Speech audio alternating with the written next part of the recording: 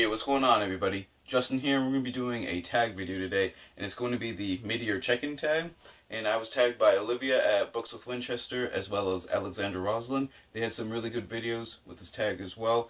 Definitely go check them out. I'll leave their links down below. And the original creators were Harriet Rosie and Dane Reeds.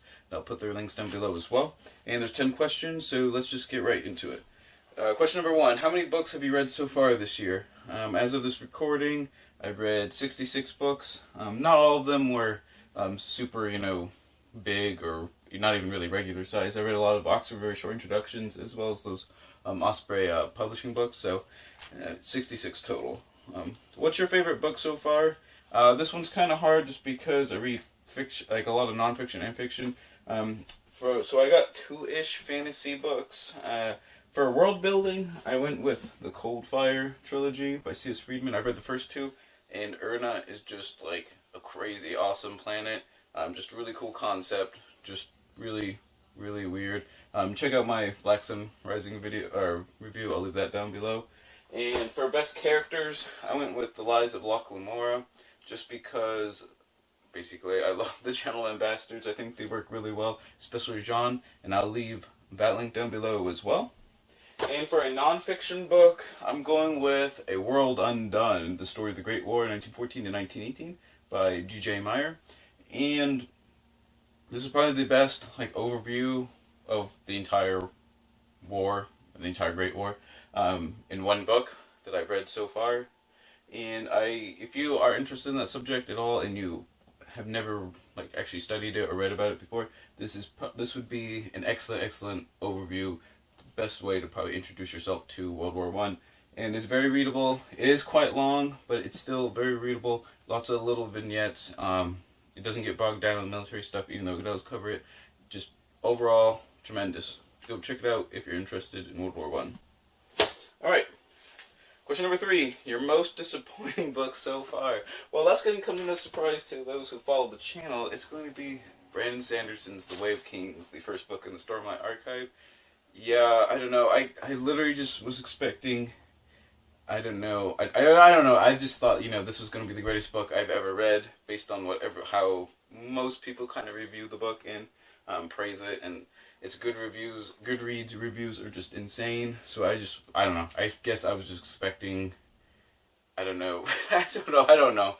It just completely just fell flat to me. I have a review of it, as well as a long kind of discussion panel thing with my friend Tim. If you guys want to check that one out, I'll leave those links down below as well.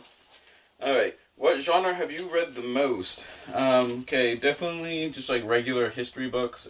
I've read about 20, I don't know if I've added to it since I wrote this down, but 29-ish history books, 20 fantasy books, 5 science books, and 10 other nonfiction. So definitely history is definitely the genre I go to. The fantasy was pretty up there. I was kind of surprised. Alright, question number 5.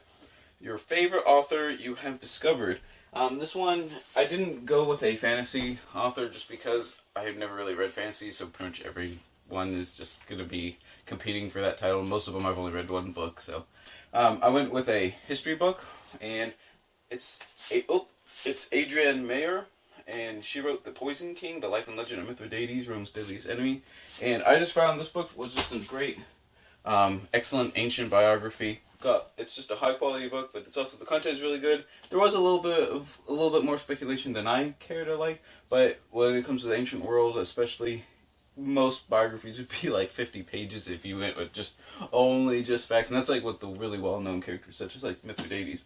But she's also written a bunch of other books that sound really interesting, and she's put out a couple since this one came out several years ago. But for example, some of her other books are Greek Fire, Poison Arrows, and Scorpion Bombs: Biological and Chemical Warfare in the Ancient World.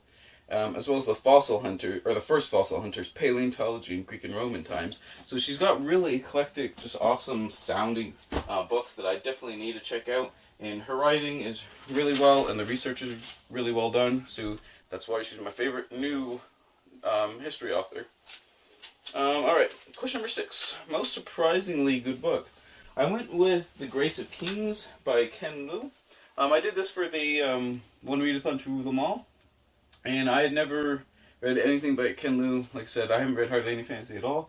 And like I said, in my review, this was basically a mashup of the Romance of the Three Kingdoms and Homer. It was just some of the plot stuff I felt was a little lacking now looking back on it. But the characters are overall really well done, and also just the prose style, like his lyrical style, is just really good the way he writes, and I enjoyed it a ton. And that is why this is the most surprisingly good book, because I had no idea really what I was getting into with that one.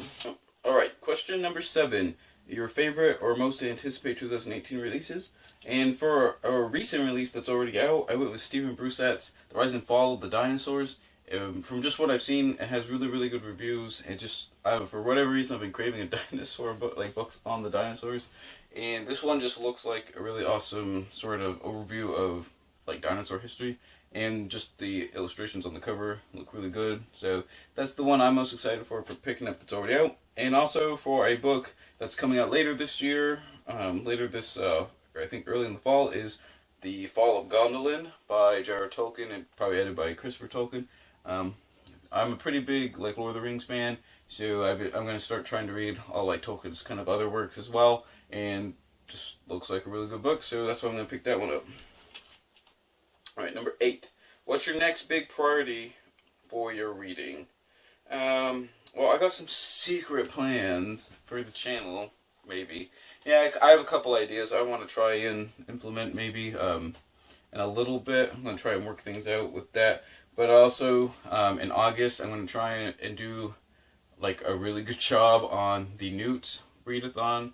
If you guys don't know what that is, it's the Nestle Exhausting Wizarding Test, and Book Roast is the host for that. You should definitely go check that out.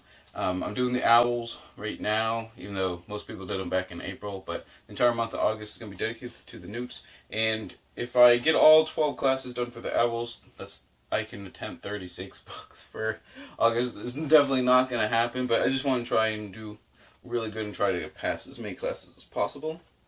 Alright, number 9. What has been your bookish highlight of the year so far? Well, definitely making the channel, obviously. That was a big thing. I did do the one readathon to rule them all, and I did all 8 challenges for that, so that was pretty good. But probably, really, for me, it was probably branching out into new genres. Like I said, I never really read fantasy before, and I've already read like 20 fantasy books, so that's pretty cool. And even with like, also like in the nonfiction, I've read some life science books, a few of them, and I want to try and read a lot more. But even with just plain history, or regular history or whatever, I've definitely branched out and I've started reading other sort of eras and topics in history. For example, my Theodore Roosevelt books, and especially my World War I books. I've read 5 or 6 of them. I'm just really glad I'm starting, like I always wanted to branch out, I just never really had the, I don't know, just never felt like I don't know. I'm not really sure why I didn't, but with BookTube it's definitely helped me push me to read some different topics that I haven't read before, and I'm really glad I have. So that's definitely, branching out to new genres is definitely my highlight of the year. And number 10, who do you tag? Well, pretty much everyone's already done these tags already. If not, it's already, July now, so it's the Midyear Tag. Pretty much, if you haven't done it yet and you want to do it, you probably should just say, do it, because we're going to miss the point where it's, there's a purpose to doing it.